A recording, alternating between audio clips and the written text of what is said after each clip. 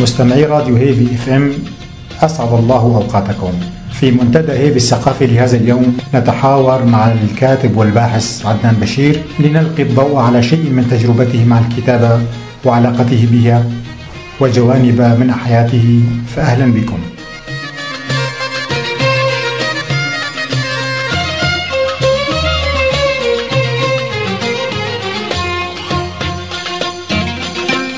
بداية، ماذا تقول في سيرتك الذاتية؟ بداية أحييكم وأحيي المستمعين الكرام لإذاعتكم، وهو مبعث فخرنا، لأننا كنا نفتقد إلى وسائل الإعلام في بلدنا سوى بعض الصحافة الحزبية التي كانت تنشر هنا وهناك. أما عن سيرتي الذاتية فأنا عدنان بشير رسول، من مواليد 1961.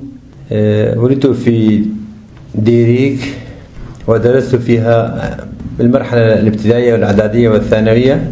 دخلت جامعة دمشق عام 1980 وتركت الدراسة الجامعية وأنا في السنة الثالثة بكلية الحقوق لأسباب عائلية وخاصة ونضالية. مارست مهنة التعليم من عام 1980 ولغاية 2013 إلى أن قدمت استقالتي وفصلت فيما بعد مع 5 من زملائنا المعلمين والمدرسين منذ عام و4 أشهر. مارست العمل السياسي فانتسبت إلى صفوف البارتي الحزب الديمقراطي الكردي في سوريا عام 1978، وأنا كنت في بداية المرحلة الثانوية من الحياة الدراسية، ونضلت في هيئاتها المختلفة لعام 1988، ثم أكملت العمل السياسي مع حزب يكيتي لغاية 1992، ثم قدمت استقالتي وأنا في قيادة تنظيم الجزيرة عام 1992 لأسباب خاصة وعائلية. ونود أن نتعرف عليك من خلال كتاباتك، فماذا كتبت للآن؟ نعم. بدأت الكتابة بكتابة المقالة، وكان أول مقال نشر لي هو عام 1983 بعنوان المقال الذي أول مقال نشرته ديريك العطاء تعيش الإهمال. سلطت فيها الضوء على هموم هذه المدينة المعطاءة، وكتبتها ونشرتها في جريدة روج التابعة للحزب الديمقراطي الكردي في سوريا البارتي. كان جل اهتمامي بالمسائل الثقافية، لكن الكتابة الفعلية والمتواترة والمتتابعة كانت منذ عام 1994 عندما نشرت ردا موضوعيا على مواقف خالد بقداش بعنوان خالد بقداش والرؤية القاصرة للقضية الكردية، حيث كان ينكر وجود الشعب الكردي في سوريا ولا يأتي إليها إلا على سبيل الذكر والمثال. وكان الرد ردا شاملا وموضوعيا وبكل تأني، وقد تأثر رفاق الحزب الشيوعي آنذاك كيف لشخص كعدنان بشير أن يواجه سكرتيرهم خالد بقداش. واستمرت الكتابة، كنت أكتب في الصحافة الحزبية ولم تكن هناك سوى هذه الفرصة لي. عملت في هيئات تحرير الصحافة الحزبية في جريدة روج هلات، وهي الجريدة المنطقية لمنطقية الجزيرة للحزب، ثم في مجلة كأنها كانت مجلة نوعية بصراحة، مجلة جناء كرد أو المرأة الكردية، كنت عضوا فيها تحريرها. كنا مجموعة من الجزيرة ومن عفرين من الرجال، وكان هناك بعض الفتيات، والمرأة الكردية كانت حاضرة في التحرير. إحدى زميلاتنا ورفيقتنا كانت معيدة بكلية الهندسة بحلب، والثانية صيدلانية، وكنا أنا ومدرس آخر ولنا مسؤول هيئة التحرير. واستمر العمل في مجال الكتابة لغاية اليوم. أما عن كتاباتي فقد كتبت الكثير من المقالات والأبحاث والدراسات. وأنجزت في الآونة الأخيرة كتابة أو انتهيت من كتابة 8 كتب باللغتين الكردية والعربية. ومن هذه الكتب التي انتهيت من كتابتها من تأليفها وإعداد قسم منها كتاب باللغة العربية من بساتين الثقافة الكردية، وهو عبارة عن 800 سؤال وجواب عن مختلف الشؤون الثقافية الكردية حول التاريخ الكردي والأدب الكردي والمرأة الكردية والأعلام الكردي والمشاهير الكرد وإلى آخره.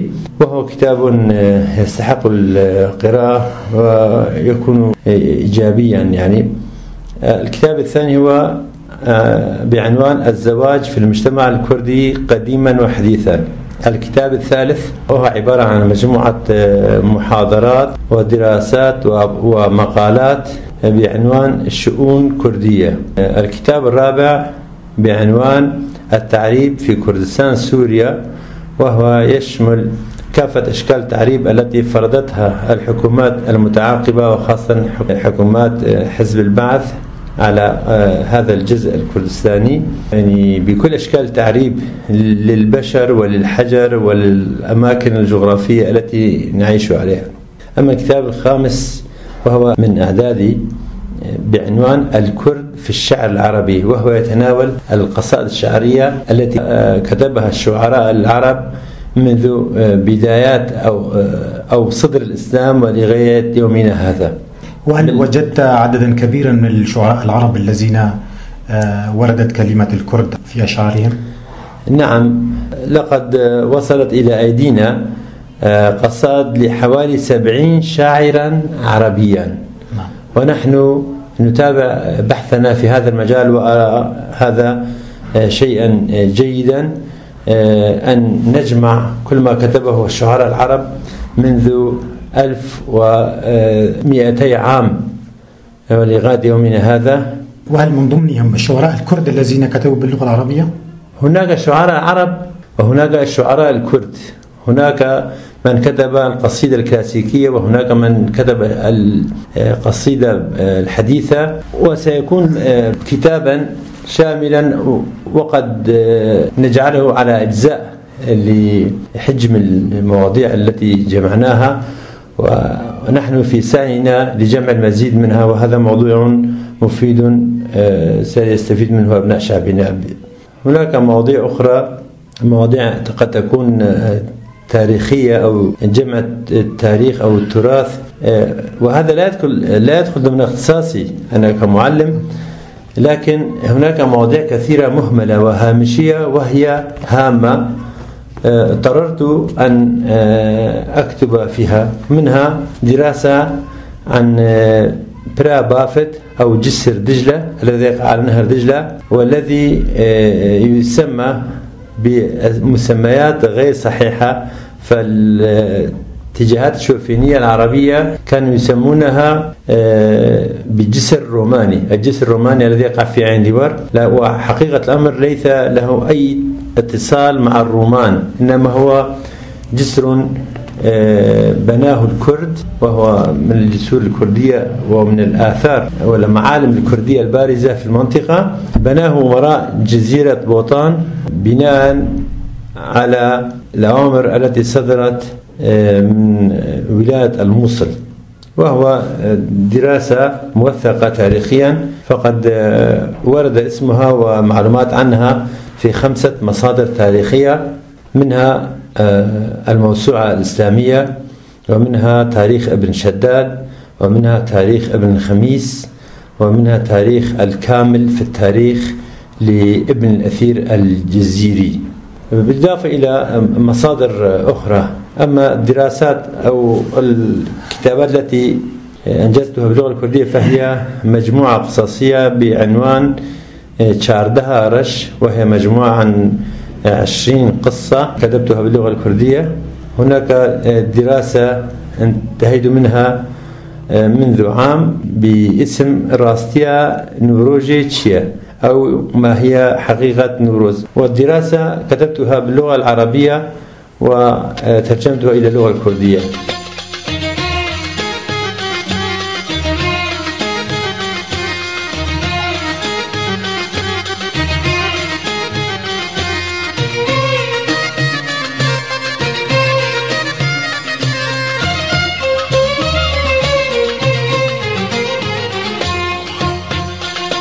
هناك دراستين وهما قيد الإنجاز، دراسة تحت عنوان البرزانية نهجا وممارسة، وهذا موضوع يثار عنه الكثير، فالكثير من الشخصيات والأشخاص والسياسيين والقادة والأحزاب يتبنون النهج البرزاني، لكن أن تسأل أحد ما هي البرزانية قد يجيبك ببضعة أسطر أو بصفحة أو صفحتين، لكن هذا موضوع يعني علينا أن نركز عليه، أن نعطيها حقه، وهي دراسة أعمل حاليا على إنجازها. كما هناك دراسة تاريخية أخرى بعنوان الكرد في سوريا شعب أم أقلية، لأن هذا الموضوع يثار كثيرا في الأوساط الثقافية والسياسية، والكثير من الشوفيين العرب المتزمتين ينكرون وجود حقيقة الشعب الكردي في سوريا، ويدعون أن هناك أقلية كردية، ولا يكون الرد عليهم بمقال أو بمجرد فكرة لكن علينا أن نرد عليهم بالحقائق والمعطيات التاريخية والوثائق التي بين أيدينا تثبت وجود الشعب الكردي، وهو شعب يعيش على أرضه التاريخية وليس وافدا ولا غاصبا ولا محتلا. هذا ما أنجزته حتى الآن، 8 كتب انتهيت من تأليفها وأعداد قسم منها، والكتابين آخرين أعملوا على إنجازهما. في الحقيقة كلها كتابات قيمة، وأرجو أن ترى النور قريبا.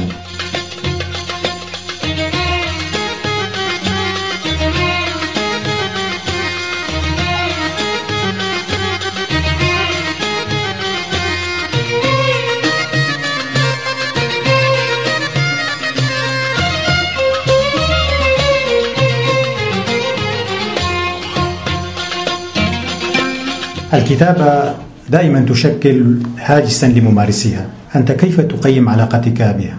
أنا شخصيا أرتاح بالكتابة، فالكتابة بحد ذاتها نوع من تخليد الأفكار وتثبيتها وبقائها حيا حتى بعد موت الكاتب ورحيله عن وجه البسيطة، تبقى أفكاره المدونة التي كتبها والتي نشرها بشكل أو بآخر، وأساليب النشر أصبحت متاحة وكثيرة، تبقى تلك الأفكار للأجيال التي تأتي من بعدنا. وحتى من الناحية الدينية الرسول عليه السلام يحث على ذلك، ويقول إن من أحد الأمور التي تبقى بعد الإنسان هي علم ينتفع به.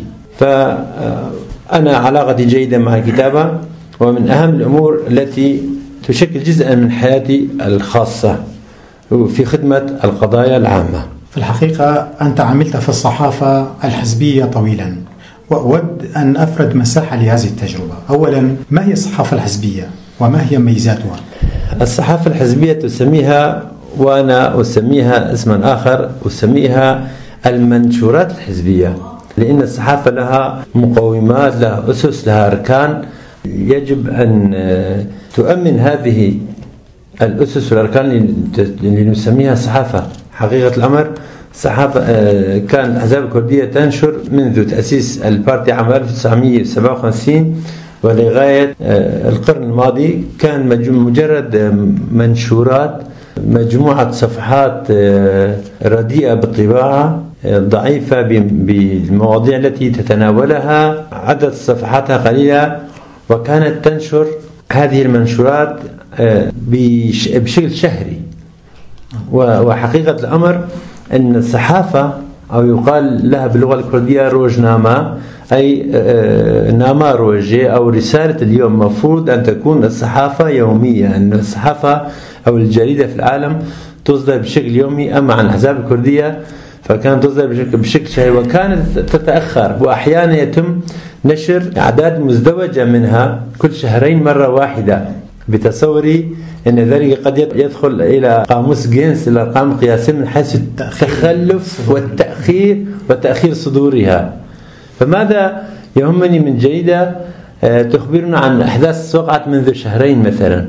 إذا أنت تقول لا صحافة حزبية، أنا أقول هناك منشورات حزبية، وأخيرا أصبحت تصدر بعض الصحف بعد هذا الكم الهائل من تطور التكنولوجيا والإمكانات أصبحت تصدر بعض الصحافة بشكل نصف شهري، وإحداها قد تكون أسبوعية، لكن بقيت النسبة العظمى منها لغاية اليوم صحافة شهرية، ولا أعتبرها صحافة لأنها لا تملك مقومات الصحافة، وإنما يتم نشر منشور لرفع العتب أو لإرضاء بعض رفاقهم الحزبيين فقط. مع العلم هناك جميع مقومات الصحافة موجودة، فالأقلام الكردية موجودة، هناك الناس الحزبيين والمستقلين يكتبون ولهم كتابات جيدة، إمكانيات وطرح الأفكار وإلى آخره، وطباعة لم تعد صعبة أو مستحيلة كما كان من قبل يعني،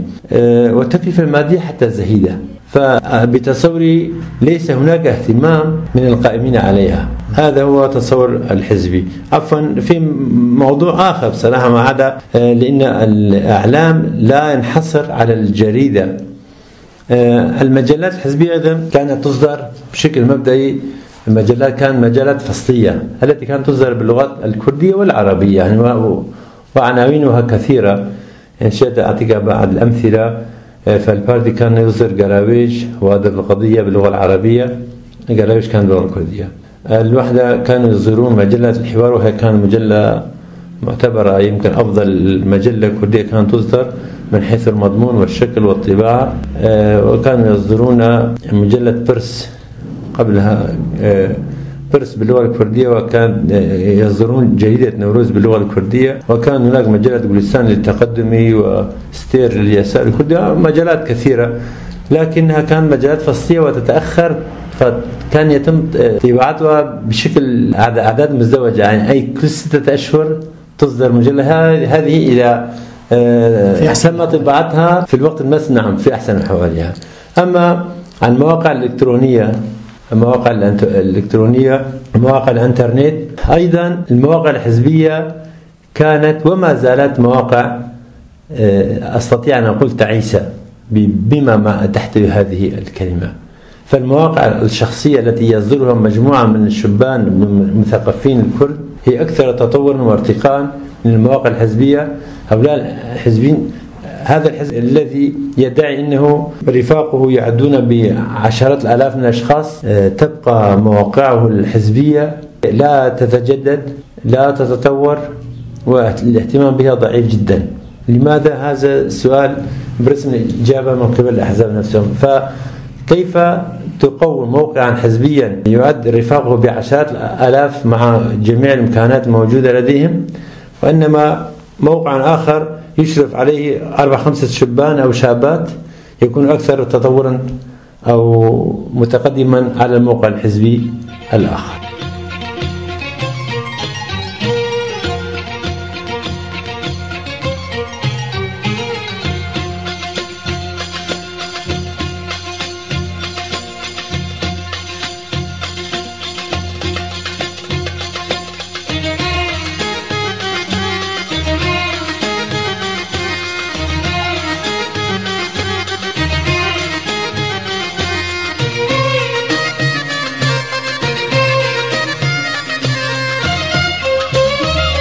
من جانب آخر، ما هي حدود الحرية في الكتابة للصحافة الحزبية أو للمنشورات الحزبية كما تسميها؟ الحرية لا نملك منها الكثير.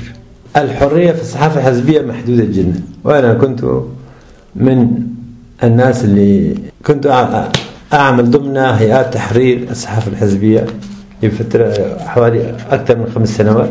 يجب ألا تخرج عن النهج الحزبي، يجب ألا تمارس النقد، وخاصة على قيادة حزبك على الأقل. يعني على الكاتب أن يجامل الآخرين لا أن يقيم الآخرين، وهذا كبت للحريات. على هذه الشاكلة لا يتقدم الشخص والكاتب، فهو يراقب نفسه بنفسه عندما يكتب. والله عندما أكتب هذه الفكرة أو هذا المقال قد ألاقي انتقادا من فلان الناس، ومن ذلك هذا الحزب، ومن ذلك القائد، أو من ذلك السكرتير، ومن ذلك إلى آخره.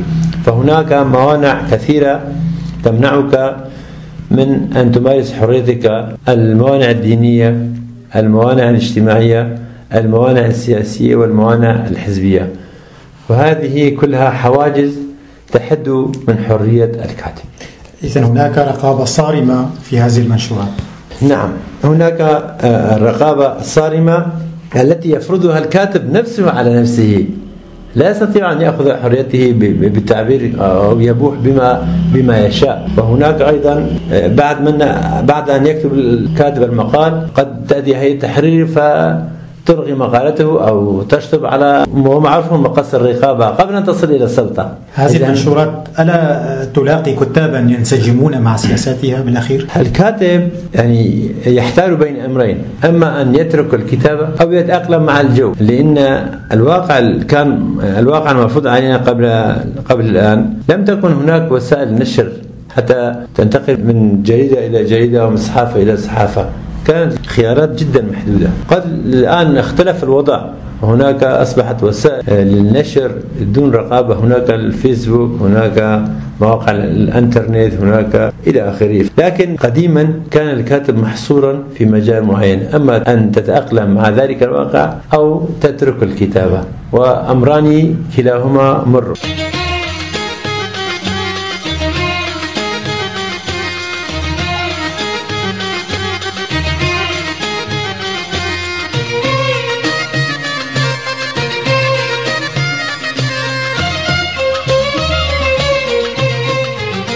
نعم، وحسب تجربتك الشخصية هل هناك تقاليد لصحافة مستقلة كردية؟ أصلا الصحافة الكردية المستقلة كانت محدودة جدا. حسب معلوماتي كانت تصدر هناك مجلات هزيلة، فكانت مثلا مجلة قرزقبل تصدر، ومجلة آسو، مجالات محدودة وبطاقات محدودة وإمكانات محدودة. اللهم إذا ذهبنا بعيدا أيام المرحوم جلادات بدرخان باغ والمرحوم دكتور كاميران بدرخان باغ، كانوا فعلا من رواد الصحافة الكردية العريقة والمتطورة آنذاك، مقارنة حتى مع يومنا هذا. كانت فترة ذهبية للإعلام الكردي وبجهود ذاتية ومحدودة جدا، لأنهم كانوا يريدون أن يخدموا الثقافة الكردية والأدب الكردي، ويخدمون أبناء الكرد وقومهم وشعبهم، يضحون بالنفيس والغالي بما لديهم وعلى حساب راحتهم الشخصية وإمكانياتهم المادية المحدودة آنذاك، لكنهم فعلا أبدعوا وأصدروا مجلات هي مصدر فخرنا واعتزازنا حتى اليوم. لكن بعد ذلك فعلا تأخرت الصحافة المستقلة ولم تصدر إلا أعداد قليلة منها لم ترتقي إلى المستوى المطلوب. وهل يمكن التوفيق بين استقلالية الكاتب من ناحية تناوله لمواضيع معينة وبرؤيته الخاصة وبين كونه عضوا في تنظيم سياسي ما؟ الكاتب يحاول جاهدا أن يوفق بين قناعاته وبين الجريدة الحزبية أو المجلة الحزبية التي تنشر مادته، إن كان مقالة أو دراسة أو بحثا وإلى آخره، فيحاول التوافق بين هذين الأمرين. وأتصور أن الكاتب الذي يأخذ راحته قد يواجهه الكثير. أعطيك أمثلة. مثلا عندما كتبت مجموعة مقالات أخذت فيها راحتي إلى حد معين، يعني فكان الأصداء هناك بعض الناس إيجابية لدى البعض وسلبية لدى البعض الآخر. فهذا الموضوع الذي ذكرته خالد بقداش والرؤية القاصرة للقضية الكردية تم الرد عليها ب3 مواضيع في مجلات مختلفة. تم الرد عليها من قبل رفاق حزب الشيوعي في مجلتهم أجراس ب13 صفحة مملوءة بالكلمات البذيئة والاتهامات وأكثر من ذلك، وحتى نوع من التهديدات. والبعض راسل مجلة الحوار وتم الرد على مقالي بنفس المجلة، وهذا حق طبيعي للمجلة أن تصدر الرأي والرأي الآخر. لم يكن يتصوروا أن أحدهم يقف بوجه سكرتيرهم وينتقدهم في موضوع من زاويته يجدون أن هذا الإنسان قد أجحف بحق القضية الكردية. مثلا صدرت ردود فعل على بعض مقالاته من قبل الزميل والصديق الأستاذ علي جزيري عندما نشرنا مواضيع عن التراث الكردي والأدب الكردي والفلكلور في مجلة جولان التي كانت تصدر في كردستان العراق باللغة العربية الحرية، وكان رده إلى حد ما قاسيا، ولكنني تقبلتها برحابة الصدر. فالكاتب هنا يجد نفسه مسورا بالأسلاك الشائكة، لا يستطيع أن يأخذ راحته، لذلك تبقى مواده محدودة التأثير، ولا يستطيع أن يبث فيها آراء وقناعاته بكل حرية. وأنت كيف تقيم تجربة الكتابة المثقف الكردي عندنا من ناحية الأهمية؟ بصراحة المثقف الكردي وكتاباته أصبحت تتقدم وتتطور بشكل إيجابي، فهناك الكثير من المثقفين الذين عملوا على نشر العديد أو أقول العشرات من الكتب القيمة. مثال سليم بركات، هذا الكاتب العظيم الذي يوصف من قبل الغير بأنه بهلوان اللغة العربية، الذي أصدر العشرات من الروايات والدواوين الشعر وبسوية عالية جدا. كما أحب أن أذكر بكتابات ونتاجات الأستاذ الكريم إبراهيم محمود، فهو أصدر أيضا عشرات الكتب ومدرس، كان مدرسا للفلسفة في قامشلو. وهناك العديد أمثال الأستاذ أحمد إسماعيل أحمد الذي كان يكتب المسح الكردي وبكل اقتدار، وكانت لديه إمكانيات هائلة، وقد طبع مجموعة من الكتب، والكثيرين آخرين الذين كانوا ينشرون. لكن المثقف الكردي يجد مصاعب كثيرة للكتابة والنشر، فالكاتب عليه عندنا مع الأسف أن يكتب وأن يراجع الكتاب من حيث المراجعة اللغوية والمراجعة النحوية. عليه أن يقوم بتنضيد المادة بنفسه، عليه أن يقوم بطباعة الكتاب بنفسه، ربما يكون على حساب لقمة أولاده، ربما عليه فقط قراءته أيضا لوحده. فهذا هم آخر.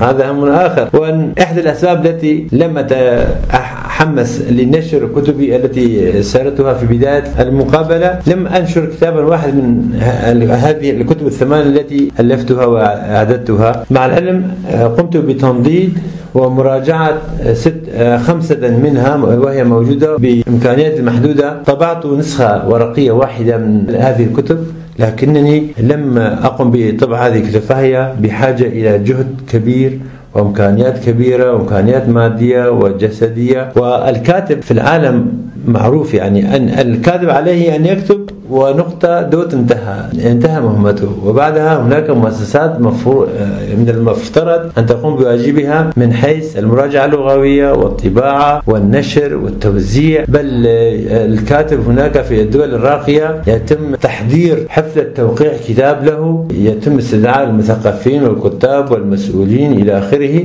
فيوقع على نشر كتابه ويأخذ قيمة مالية يصرف عليه على نفسه وعلى عائلته، يعتبر جهدا فكريا. مع الأسف الكاتب عندما يقوم بنشر الكتاب على حسابه الخاص ونفقته ونفقة أولاده، ولا بتصوري لا يحصل على ربع المبلغ المالي في معظم الحالات لتلك المصاريف التي يصرفها. اللهم إذا اعتمدت هذه الكتب من قبل مؤسسات خاصة، مؤسسات الطباعة لا تتبنى المواضيع الكردية قليلا، يعني ربما في لبنان في بعض المؤسسات الأخرى. لكن الآن هناك أصبحت فرص عديدة، يمكن في كردستان أكثر، لأن المؤسسات الموجودة لدينا في سوريا لم تقم بواجبها حتى الآن. اتحاد كتاب الكرد، هناك أسماء كثيرة، لكن العمل أو التنفيذ لا نرى شيئا منها. وهل تعتقد أن الكاتب سيصل إلى مرحلة الدلال هذه قريبا؟ والله أنا لا أسميها دلال بقدر ما أسميها حق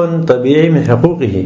بتصوري أمورنا أصبحت في بداية الانفراج، مسائلنا أصبحت تنحل رويدا، أصبحت هناك آفاق لحل مشاكلنا السياسية والثقافية والاجتماعية. القضية الكردية بكل اتجاهاتها وأبعادها أصبحت تلقى القبول على الصعيد المحلي والدولي والإقليمي، وأصبحت تتاح لنا فرص لم تكن موجودة سابقا. أنا متفائل بصراحة بهذا الموضوع. نعم، تجد هناك غزارة في كتابة الأجناس الأدبية المختلفة. والكتابات المنوعة، ألا تعتقد أن ذلك يساهم في خلق جو صحي ونوعي؟ أن غزارة الإنتاج هو شيء إيجابي، وقد ترى أقلاما تكتب وتختفي، تكتب تظل في مسيرتها، تتطور في مسيرتها وتتقدم، وبالأخير لا يصح للصحيح، والبقاء للأفضل والبقاء للأنجح والبقاء للمبدع الحقيقي. فهذه الحياة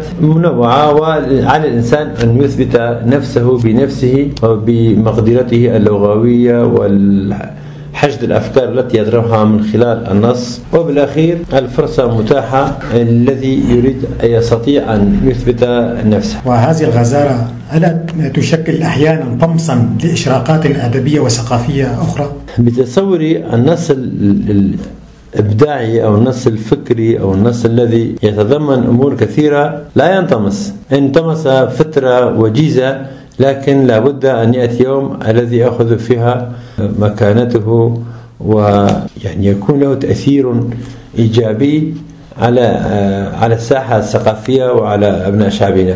وهذه المسألة ليست بالخصوصية الكردية فقط، إنما حتى بالدول المتقدمة والدول الراقية بأوروبا مثلا، تلقى الفنان الذي يرسم لوحة وهو قد يموت من الجوع في القرون الماضية يعني، ومن بعده بمئات السنين ترى هذه اللوحة التي رسمها كبيكاسو مثلا، أو هناك رسامين فنانين مشهورين بعده بمئات السنين أصبحت تباع بملايين الدولارات. فالمادة الإيجابية والقيمة والمفيدة ستأخذ دورها ومتى ما كانت، عاجلا وآجلا.